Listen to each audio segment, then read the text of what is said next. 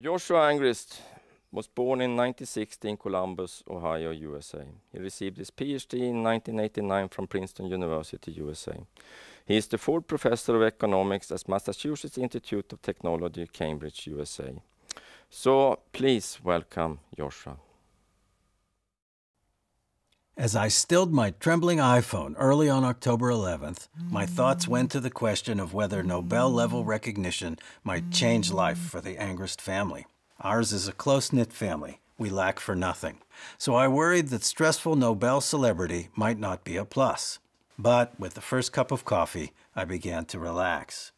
It occurred to me that the matter of how public recognition affects a scholar's life is, after all, a simple causal question. The Nobel intervention is substantial, sudden, and well measured. Outcomes like health and wealth are easy to record.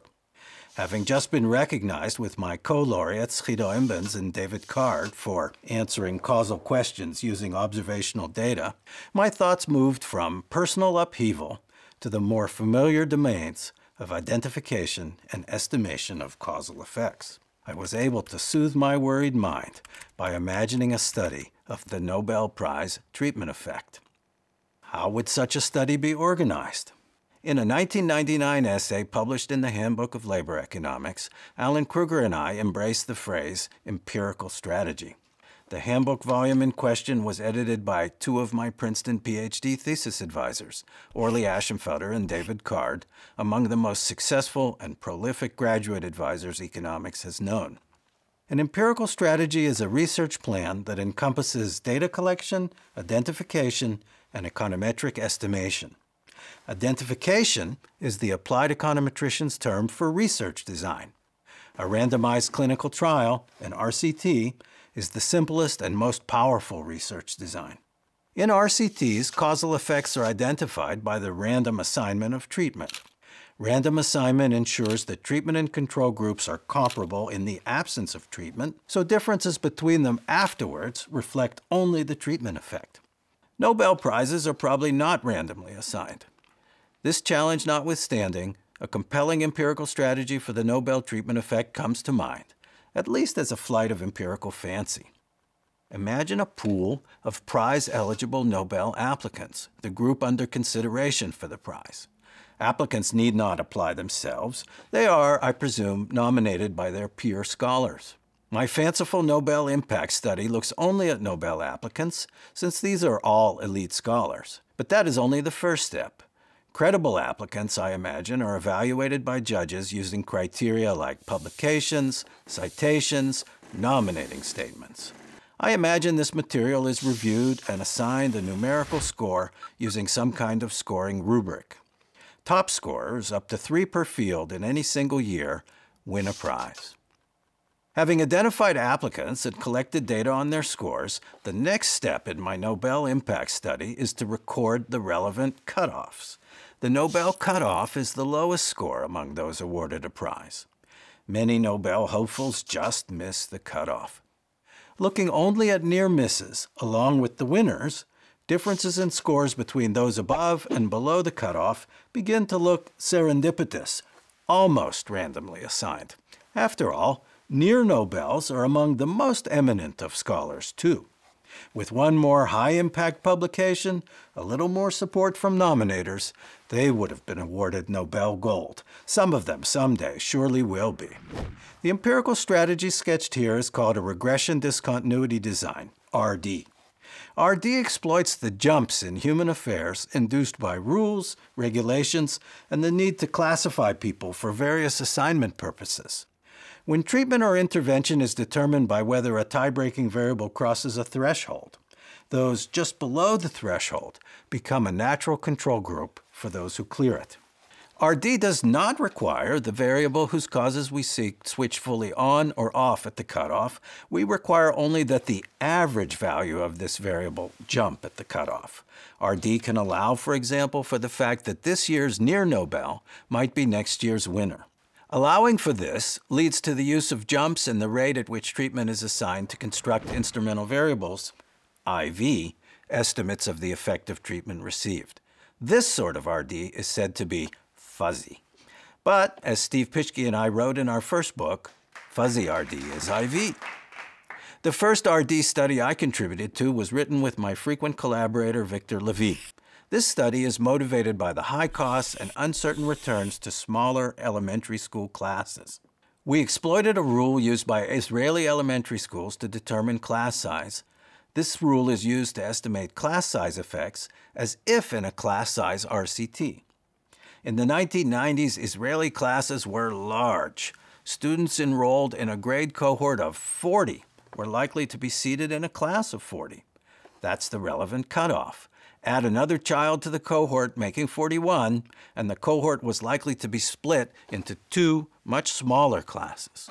This leads to the Maimonides Rule research design, so named because the 12th century Rambam proposed a maximum class size of 40. This figure plots Israeli fourth grade class sizes as a function of fourth grade enrollment, overlaid with the theoretical class size rule, Maimonides Rule. The fit isn't perfect. That's a feature that makes this application of RD fuzzy. But the gist of the thing is a marked class size drop at each integer multiple of 40, the relevant cutoff, just as predicted by the rule. As it turns out, these drops in class size are reflected in jumps in 4th and 5th grade math scores.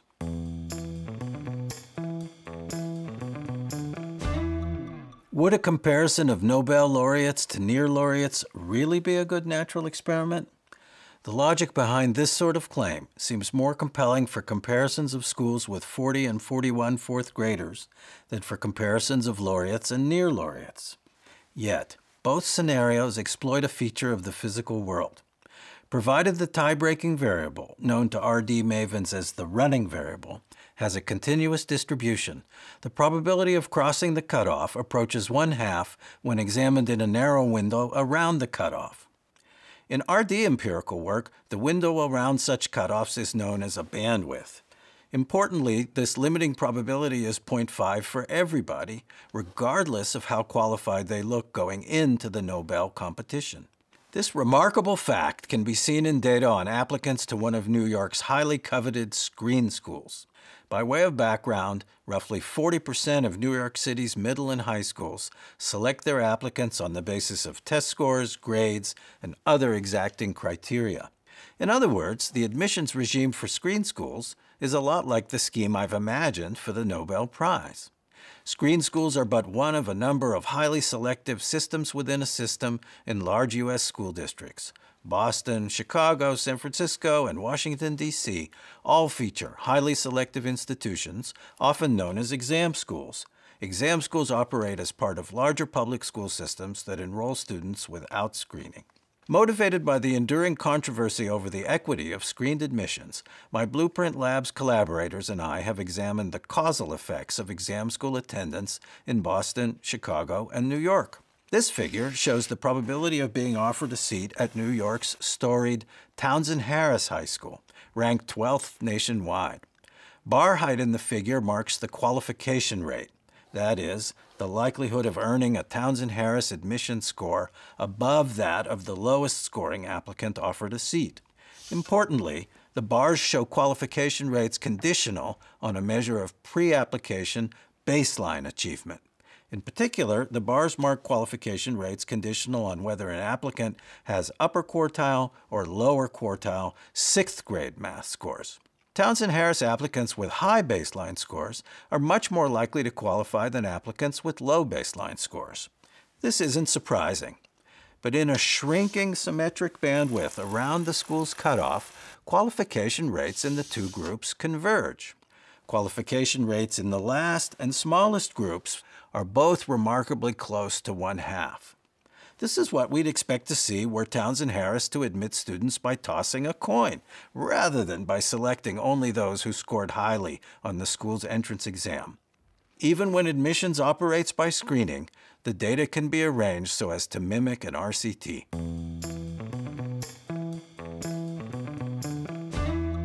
Few of the questions I've studied are more controversial than the question of access to public exam schools like the Boston Latin School, Chicago's Peyton and Northside Selective Enrollment High Schools, and New York's legendary Brooklyn Tech, Bronx Science, and Stuyvesant Specialized High Schools, which have graduated 14 Nobel laureates between them. Townsend Harris, the school we started with today, graduated 3 Nobels, including economist Ken Arrow. Exam school proponents see the opportunities these schools provide as democratizing public education. Wealthy families, they argue, can access exam school curricula in the private sector. Shouldn't ambitious low-income students be afforded the same chance at elite education? Critics of selective enrollment schools argue that, rather than expanding equity, exam schools are inherently biased against the Black and Hispanic students that make up the bulk of America's urban districts. New York's super-selective Stuyvesant, for example, enrolled only 7 Black students in 2019 out of an incoming class of 895. But are exam school seats really worth fighting for? My collaborators and I have repeatedly used our empirical strategies to study the causal effects of attendance at exam schools like Townsend Harris and Boston Latin. Our first exam school study, which looks at schools in Boston and New York, encapsulates these findings in its title, The Elite Illusion. The elite illusion refers to the fact that while exam school students undoubtedly have high test scores and other good outcomes, this is not a causal effect of exam school attendance. Our estimates consistently suggest that the causal effects of exam school attendance on their students' learning and college going are 0, maybe even negative. The good performance of exam school students reflects selection bias, that is, the process by which these students are chosen, rather than causal effects. Data from Chicago's large exam school sector illustrate the elite illusion. This figure plots peer mean achievement, that is, the 6th grade test scores of my 9th grade classmates, against the admissions tiebreaker for a subset of applicants to any one of Chicago's 9 exam schools. Applicants to these schools rank up to 6, while the exam schools prioritize their applicants using a common composite index formed from an admissions test, GPAs, and grade 7 standardized scores. This composite tiebreaker is the running variable for an RD design that reveals what happens when any applicant is offered an exam school seat. In Chicago's exam school match, which is actually an application of the celebrated Galen-Shapley matching algorithm, exam school applicants are sure to be offered a seat somewhere when they clear the lowest in their set of cutoffs among the schools they rank. We call this lowest cutoff the qualifying cutoff. The figure shows a sharp jump in peer mean achievement for Chicago exam school applicants who clear their qualifying cutoff.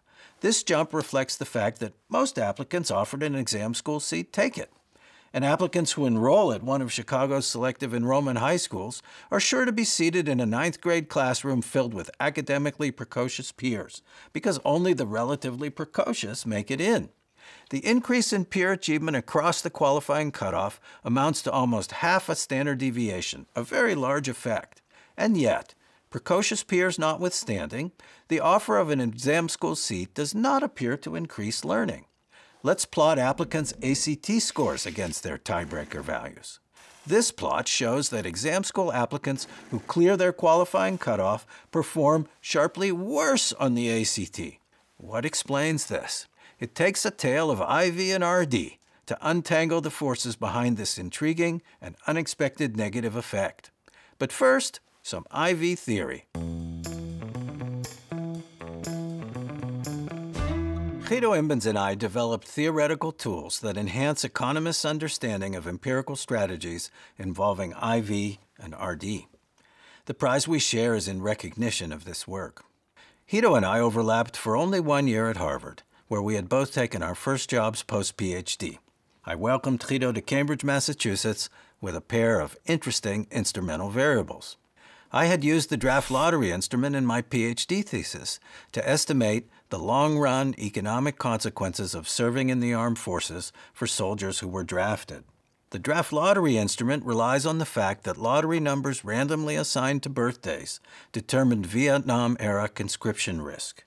Yet even then, most soldiers were volunteers, as they are today. The quarter of birth instrument is used in my 1991 paper with Alan Kruger to estimate the economic returns to schooling. This instrument uses the fact that men who are born earlier in the year are allowed to drop out of high school on their 16th birthday with less schooling completed than those born later. Guido and I soon began asking each other, What really do we learn from the draft eligibility and quarter of birth natural experiments?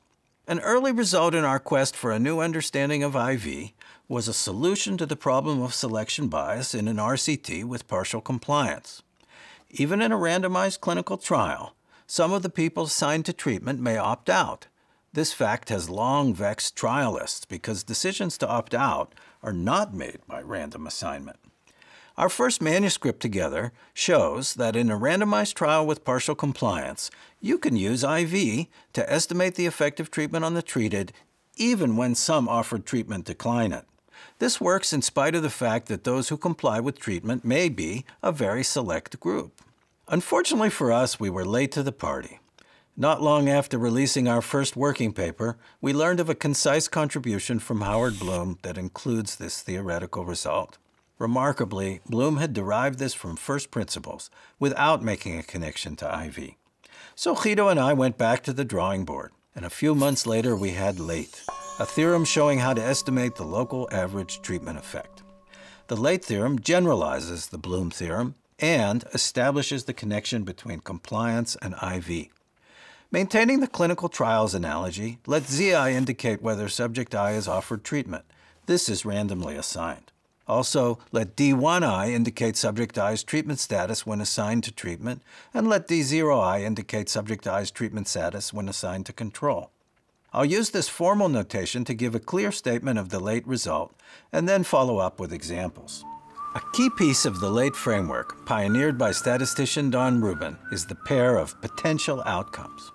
As is customary, I denote potential outcomes for subject I in the treated and untreated states by Y1I and Y0I, respectively.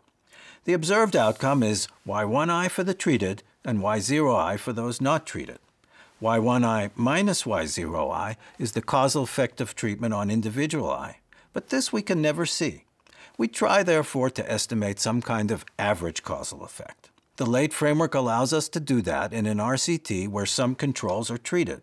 The theorem says that the average causal effect on people whose treatment status can be changed by the offer of treatment is the ratio of ITT to the treatment control difference in compliance rates. A mathematical statement of this result appears here, where Greek letter delta symbolizes the ITT effect, and Greek symbols pi1 and pi0 are compliance rates in the group assigned to treatment and the group assigned to control, respectively. The print version of this lecture delves deeper into LATE intellectual history, highlighting key contributions made with Rubin. For now, though, I'd like to make the LATE theorem concrete for you by sharing one of my favorite applications of it. I'll explain the LATE framework through a research question that has fascinated me for almost 2 decades. What is the causal effect of charter school attendance on learning? Charter schools are public schools that operate independently of traditional American public school districts. A charter, the right to operate a public school, is typically awarded for a limited period, subject to renewal, conditional on good school performance. Charter schools are free to structure their curriculum and school environment.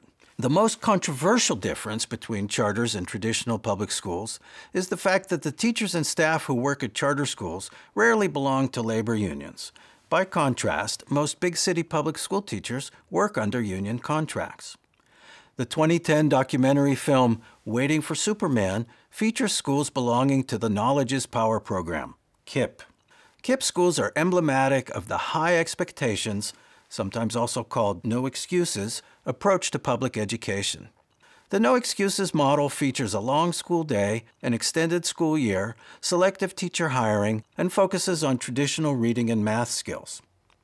The American debate over education reform often focuses on the achievement gap. That's shorthand for large test score differences by race and ethnicity. Because of its focus on minority students, KIPP is often central in this debate, with supporters pointing to the fact that non-white KIPP students have markedly higher test scores than non-white students from nearby schools. KIPP skeptics, on the other hand, argue that KIPP's apparent success reflects the fact that KIPP attracts families whose children would be more likely to succeed anyway. Who's right? As you've probably guessed by now, a randomized trial might prove decisive in the debate over schools like KIPP. Like Nobel Prizes, though, seats at KIPP are not randomly assigned. Well, at least, not entirely. In fact, Massachusetts charter schools with more applicants than seats must offer their seats by lottery. Sounds like a good natural experiment. A little over a decade ago, my collaborators and I collected data on KIPP admissions lotteries, laying the foundation for two pioneering charter studies, the first to use lotteries to study KIPP. Our KIPP analysis is a classic IV story because many students offered a seat in the KIPP lottery failed to show up in the fall, while a few not offered a seat nevertheless find their way in. This graphic shows KIPP middle school applicants' math scores 1 year after applying to KIPP. The entries above the line show that KIPP applicants who were offered a seat have standardized math scores close to 0, that is, near the state average. As before, we're working with standardized score data that has a mean of 0 and a standard deviation of 1. Because KIPP applicants start with 4th grade scores that are roughly 0.3 standard deviations below the state mean, achievement at the level of the state average is impressive. By contrast, the average math score among those not offered a seat is about minus 0.36 sigma, that is 0.36 standard deviations below the state mean, a result typical for urban students in Massachusetts. Since lottery offers are randomly assigned, we could say with confidence that the offer of a seat at KIPP boosts math scores by an average of 0.36 sigma, a large effect that's also statistically precise. We can be confident this isn't a chance finding. What does an offer effect of 0.36 sigma tell us about the effects of actually going to KIPP? IV methods convert KIPP offer effects into KIPP attendance effects. I'll use this brief clip from my Marginal Revolution University short course to quickly review the key assumptions behind this conversion. IV describes a chain reaction. Why do offers affect achievement? Probably because they affect charter attendance, and charter attendance improves math scores. The first link in the chain, called the first stage, is the effect of the lottery on charter attendance. The second stage is the link between attending a charter and an outcome variable, in this case, math scores. The instrumental variable, or instrument for short, is the variable that initiates the chain reaction. The effect of the instrument on the outcome is called the reduced form. IV eliminates selection bias, but like all of our tools, the solution builds on a set of assumptions not to be taken for granted. First, there must be a substantial first stage. That is, the instrumental variable, winning or losing the lottery, must really change the variable whose effect we're interested in, here, KIPP attendance. In this case, the first stage is not really in doubt. Winning the lottery makes KIPP attendance much more likely. Not all IV stories are like that. Second, the instrument must be as good as randomly assigned, meaning lottery winners and losers have similar characteristics. This is the independence assumption. Of course, KIPP lottery wins really are randomly assigned. Still, we should check for balance and confirm that winners and losers have similar family backgrounds, similar aptitudes, and so on. In essence, we're checking to ensure KIPP lotteries are fair, with no group of applicants suspiciously likely to win. Finally, we require the instrument change outcomes solely through the variable of interest, in this case attending KIPP. This assumption is called the exclusion restriction. The causal effect of KIPP attendance can therefore be written as the ratio of the effect of offers on scores in the numerator over the effect of offers on KIPP enrollment in the denominator. The numerator in this IV formula, that is the direct effect of the instrument on outcomes, has a special name. This is called the reduced form. The denominator is the first stage. The exclusion restriction is often the trickiest or most controversial part of an IV story. Here, the exclusion restriction amounts to the claim that the 0.36 score differential between lottery winners and losers is entirely attributable to the 0.74 win-loss difference in attendance rates. Plugging in the numbers, the effect of KIPP attendance works out to be 0.48 sigma, almost half a standard deviation gain in math scores. That's a remarkably large effect. Who exactly benefits so spectacularly from KIPP? Does everyone who applies to KIPP see such large gains? Late answers this question. The late interpretation of the KIPP-IV empirical strategy is illuminated by the biblical story of Passover, which explains that there are 4 types of children, each with characteristic behaviors. To keep track of these children and their behavior, I'll give them alliterative names. Applicants like Alvaro are dying to go to KIPP. If Alvaro loses the KIPP lottery, his mother finds a way to enroll him in KIPP anyway, perhaps by reapplying. Applicants like Camilla are happy to go to KIPP if they win a seat in the lottery, but stoically accept the verdict if they lose. Finally, applicants like Normando worry about long days and lots of homework at KIPP. Normando doesn't really want to go and refuses to go to KIPP when told that he won the lottery. Normando is called a never-taker because win or lose he doesn't go to KIPP.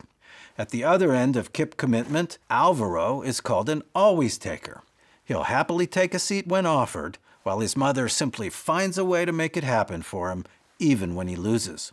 For Alvaro and Normando both, choice of school, KIPP, traditional, is unaffected by the lottery. Camilla is the type of applicant who gives IV its power. The instrument determines her treatment status. IV strategies depend on applicants like Camilla, who are called compliers. This term comes from the world of randomized trials introduced earlier. As we've already discussed, many randomized trials randomize only the opportunity to be treated, while the decision to comply with the treatment remains voluntary and non-random. RCT compliers are those who take treatment when the offer of treatment is made, but not otherwise. With lottery instruments, late is the effect of KIPP attendance on Camilla and other compliers like her who enroll at KIPP, take treatment, when offered treatment through the lottery, but not otherwise. IV methods are uninformative for always-takers like Alvaro and never-takers like Normando because the instrument is unrelated to their treatment status. Hey, didn't I say there are 4 types of children? A 4th type of child in IV theory behaves perversely. Every family has one. These defiant children enroll in KIPP only when they lose the lottery. Actually, the late theorem requires us to assume there are few defiers. That seems like a reasonable assumption for charter lottery instruments, if not in life.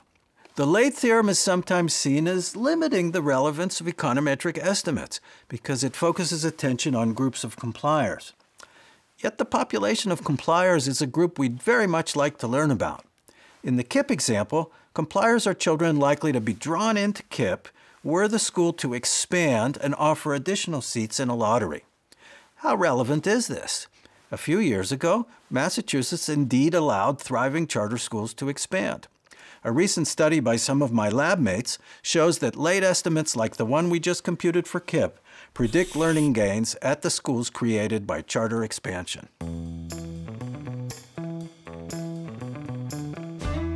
Late isn't just a theorem, it's a framework. The late framework can be used to estimate the entire distribution of potential outcomes for compliers, as if we really did have a randomized trial for this group. Although the theory behind this fact is necessarily technical, the value of the framework is easily appreciated in practice. By way of illustration, recall that the KIPP study is motivated in part by differences in test scores by race. Let's look at the distribution of 4th grade scores, separately by race, for applicants to Boston charter middle schools. The 2 sides of this figure show distributions for treated and untreated compliers. Treated compliers are compliers offered a charter seat in a lottery, while untreated compliers are not offered a seat. Because these are 4th grade scores, while middle school begins in 5th or 6th grade, the 2 sides of the figure are similar. Both sides show score distributions for black applicants shifted to the left of the corresponding score distributions for whites. By 8th grade, treated compliers have completed middle school at a Boston charter, while untreated compliers have remained in traditional public school. Remarkably, this next graphic shows that the 8th grade score distributions of black and white treated compliers are indistinguishable. Boston charter middle schools close the achievement gap. But for the untreated, black and white score distributions remain distinct, with black students behind white students, as they were in 4th grade. Boston charters close the achievement gap because those who enter charter schools the farthest behind tend to gain the most from charter enrollment. I elaborate on this point in the print version of this talk.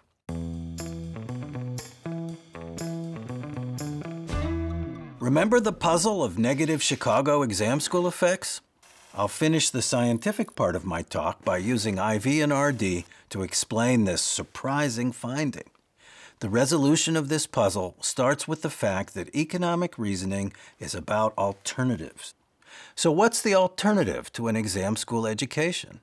For most applicants to Chicago exam schools, the leading non-exam alternative is a traditional public school. But many of Chicago's rejected exam school applicants enroll in a charter school. Exam school offers therefore reduce the likelihood of charter school attendance. Specifically, exam schools divert applicants away from high schools in the Nobel network of charter schools. Nobel, with pedagogy much like KIPP, is one of Chicago's most visible charter providers. Also like KIPP, convincing evidence on Nobel effectiveness comes from admissions lotteries.